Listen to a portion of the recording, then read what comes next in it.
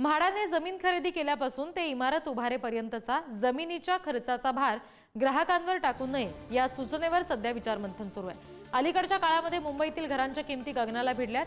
अत्यल्प आणि अल्प उत्पन्न गटातील ग्राहकांना सुद्धा म्हाडाची घरं परवडत नाहीयेत आणि यापुढे निघणाऱ्या सर्वच सोडतींमधील घरांच्या किमती या सामान्य ग्राहकांना परवडतील अशा असाव्यात यावर विचार करण्यासाठी एक समिती नेमण्यात आली आहे। घरांच्या किमती ठरवताना अवलंबण्यात येणाऱ्या सूत्राचा पुनर्विचार ही समिती करणार आहे।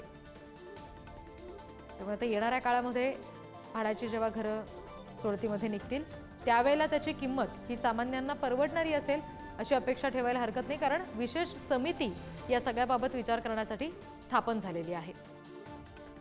घराच्या किमतीचं सूत्र नेमकं कशा पद्धतीने असावं याबाबतचा विचार या समितीकडून केला जाईल। जमीन खरेदीनंतर इमारत बांधण्यासाठी म्हाडाकडून विलंब होतोय, जमिनीवरील व्याज वाढतं आणि मग किंमतही वाढते।